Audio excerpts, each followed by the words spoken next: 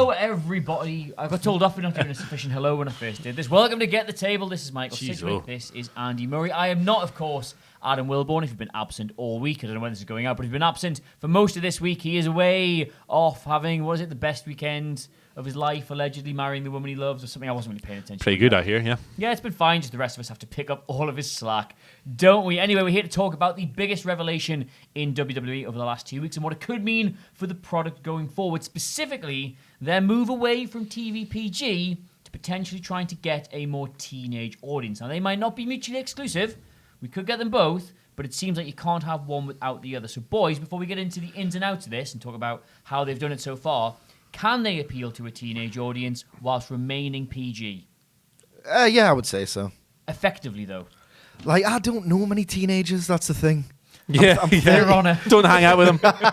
Over 30, mate. Like, I'm 33 years old, so, like, I don't know what cuts anymore. When I was a teenager, I had a massive hard-on for, like, really edgy stuff. Like, if someone said the words that Corey Graves used on Raw this week, I would have popped daft for about 2 weeks and thought it was the coolest thing of all time. But I don't know if that's the same anymore. What are teenagers like, Andy Murray? You're in tune with them better than we are. I think, well, from my experience in this office, they like Pokemons, Super Mario, and being lame. No, That's me. I don't know. I agree with Sidgwick, these little splashes. You know what the best thing is? How old are you? 31. How old are you? 32. I'm 33, right? How old's Paul Heyman? 34? How old's Eric Bischoff? Yeah. 35? Well, they're all in their 50s. Yeah, How old's they're Vince? 28. Yeah. How old's Yeah. Vince? He's 74 years old. Uh-huh. He's like Steve Buscemi in that gif. You know, like, if we don't know, how the hell are they going to know? Are you saying they should be appointing a teenager to run Raw and SmackDown? They'd probably do a better job. Yeah. Eric Bischoff, the newly appointed head of the How Do You Do, fellow kids department. Yeah, it's... I don't know about this whole stuff, man. I think that the very idea of abandoning PG is quite fanciful, given how appealing it is to advertisers and sponsors and so forth. I think that the moment one of them rings up and goes, hang on a minute, why was Corey Graves swearing on Raw? Like, why was your top face giving someone the finger when he couldn't think of a comeback? Yeah, like, I thought these moments were fun and I enjoyed them, don't get me wrong, but I think the moment one of the money men phones up, just like they did with Lars Sullivan, just like they did with Fabulous Moolah, the WWE will be like, oh no. I'm glad you brought up the money men question. I was going to get to this a little bit later on, but we might as well get onto it now as it seems quite seamless, and you know how I like a seamless thing. The money men issue. WWE aren't as beholden to sort of television advertisers or third parties as they once were. The network is such a huge element of what makes their business tick. And, of course, they've now got these lucrative deals with questionable states all around the world. So is it a possibility they just don't care what the advertisers think? USA are as desperate for ratings as WWE are. Yeah. It was their idea to introduce the 24/7 title because they basically, and this is like the new holy grail of wrestling, but apparently they sent Vince McMahon a list of things that they would like to include on the show, ideas so wretched that Vince McMahon deemed them, no, I can't do this is rubbish. Do we know what was on that list? No, that's the thing, it's the holy grail. I demand to know at some point what was on this list. So, yeah, they're desperate. WWE is desperate, especially in the face of mounting competition. But to me, there's so many like external sponsors that are going to take issue with this. What they're doing now, for me, is the limit of what they can do. I think they can get cute with it. They've done it before, ahead of a lot of WrestleMania seasons in the PG era to try and ramp up interest. CM Punk dropped the same word that Corey Graves dropped. Vince McMahon threatened to give his son a effing beaten. Yep. Like, they've done stuff like this before. They let Reigns use a blood capsule that time, which was I kind of watched that from behind the sofa. Bit spicy, that, wasn't it? That was awful. Yeah. So, yeah, I think they can do it in a cute way without going full Jacqueline gets her tits out at Capital Carnage. Well, you see, you say that, but we already had the first slight tease of the PG era being abandoned when Alexa Bliss didn't notice there was a cameraman in a changing room while she was taking her shirt off. The Mandy Rose storyline a few months ago as Yeah. well. It's, I don't know, like, to go back to like the money point briefly, like, I think that WWE care dearly about every single cent that comes into that company, particularly in the light of the Q1 financial results, where somehow a company with their advantages and their resources generated an operating loss. How the hell does that even happen? I think that obviously, you know, the Saudi deal and the Fox deal kicking in will negate a lot of these concerns and so forth. But George Barrios and Michelle Wilson. that's the one. They have just calibrated this perfectly tuned money-making machine, and I think they count every single penny so that when the time comes at 5 p.m., they can go home and indulge in a bit of Scrooge McDuckin. Like us. Yeah. What did you make of the... this is the thing. I can't even say what Corey Graves said. Like we are better regulated than WWE at the moment. It seems I can't. That'll be an editing nightmare for me if I have to do that. So, Like, I'm 33. You know, I did one hand movement. I went. That's extreme, that Corey. It's really extreme. Yeah, it just felt like. I mean, I did really like I preferred the production of the angle and the fact that it existed in place of a tedious opening 20-minute promo, more so than that what I deemed like really edgy kind of like exclamation point on it.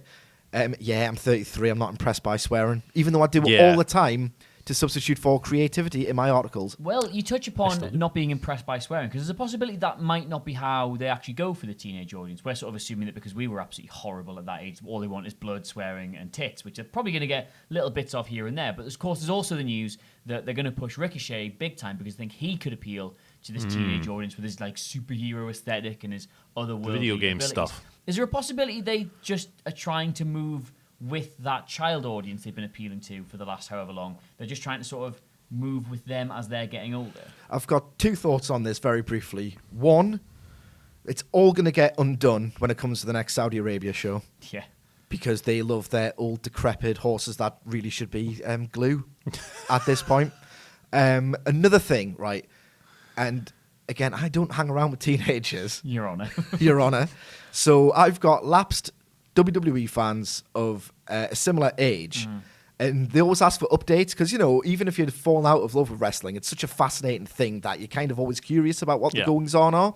And they are, like, positively mystified when I tell them that Shane McMahon's still in it and he's the top heel.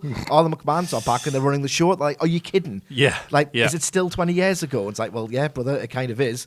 And they are mystified by all this. And even a teenager, and a lot of them are very thick, do not lower the voting age to 16, please. I think it's safe to say that they can infer just by looking at how sweaty and grey Shane McMahon is or how ungainly in his movements The Undertaker is. I would credit them to infer that these are old men who probably shouldn't be doing such a high-intensity quasi-combat sport. So a youth movement will appeal to the youth. Yeah. That's what happened in the Attitude Era. I think focusing on like younger, more athletically engaging guys like Ricochet is definitely a stronger tactic than having Cody Graves swear a couple of times or having Kofi Kingston like do wanker signs and stuff. Like I didn't think do that. You just wanted to do yeah, it. I just wanted to do that. Screw you, Joe. Yeah. The Attitude Era was the Attitude Era. It was the perfect product for the perfect time, but it can't come back because the climate has changed. Teenagers these days, I don't think, like, I'm no expert, but I don't think they're going around like doing skateboards and doing Bart Simpson stuff. They do really like video games. They do. That's an eternally popular industry. And pokey chews. So Idiot. Sorry. But Ricochet is like a video game wrestler. 100%. 100%. So if that's what they like, just get the guys who can really go. What we're saying is we need some flippity doodads. Do you think maybe this is all just... There's a possibility this is all more to do with, rather than trying to change their audience, the fact that we've seen a number of reports the last year or so that actually WWE's biggest age group audience is like the over 50s. Yeah, that's the thing. Like, it came out last year that the average age of a WWE viewer is 54, which is mental. Like, should they not be maybe trying to appeal to them? I mean, I know they are by actually having guys their age wrestle all the time, but... I think the idea is they are more likely to die sooner than teenagers, so they want to build... Well, it's by and large, that is statistically accurate. Statistically accurate. So, yeah, they want to grow an audience that's going to be there for a while, because it came out in today's Observer that it was made for astonishing reading that there are literally no WWE fans who are fans now who weren't fans during the Attitude Era. Yeah. So they need realistically, none whatsoever. That's probably why the calls to always bring back elements of the Attitude Era, as Wilbourn would call it, are always there, because everybody who's watching now remembers that and remembers how much, not better, but how much more they enjoyed that product. But on that note, Corey Graves this week said a swear word. Yes. So that was considered Attitude Era adjacent. Mm-hmm. The last time they toyed with doing something remotely associated with the Attitude Era, they, for 1 week, turned the lights to black. yeah. Oh. And then Stop lighting up the crowd. Promptly abandon it. So Yeah. this is the short-term impulses of the company that we're discussing here. This podcast, when it's get released over the next coming days, could be like horrifically dated within 3 weeks. It's always every video we do here, it's always the risk that it will completely change their mind, which does bring me to the last point I wanted to make of how long will they have to commit to this before they want to see returns on it? Like, what is realistically, do they expect the audience share on TV to jump up if they start doing this? Well, as you said, sorry, Murray, I'm just completely talking all over you here. Sorry? They did this like at the turn of the year with Alexa Bliss, and it got a few faps on our YouTube looking at the numbers from the dirty perverts among the WWE universe, but it didn't translate to viewing figures the next week. So they did the Mandy Rose stuff afterwards, but all that risque element didn't really do anything to the numbers. Yeah, I think what they're doing here is they've got a crumbling wall in their living room. There's cracks, there's bricks falling out. It's an absolute mess. The plaster's long gone. What they've done, rather than rebuilding that wall, is they put a nice poster up. You know, that looks nice. That looks nice, but it's not going to solve your structural problem. It's a picture of a naked woman. Yeah, you well, like that, don't you? Yeah, I had that when I was there 13. nice. The crumbling wall and the picture of the naked woman. Pamela Anderson.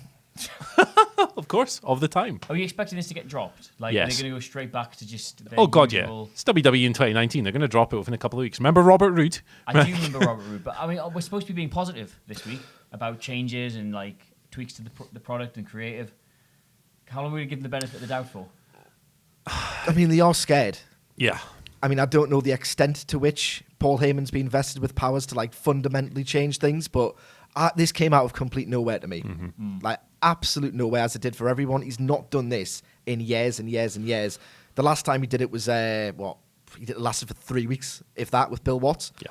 This should last longer because they're in a better financial state, but they want to stranglehold this industry and they're losing their grip. The Heyman question is an interesting one because obviously we've literally done on the news on one day that he was responsible for Ricochet's push because he really likes him, but also at the same time that maybe his influence on that show was overstated, despite a lot of wrestlers saying it was classic Heyman, and there being a noticeable, not a dramatic upturn in quality of it, but certainly it felt a little bit more consistent. An upturn, yes. Yeah.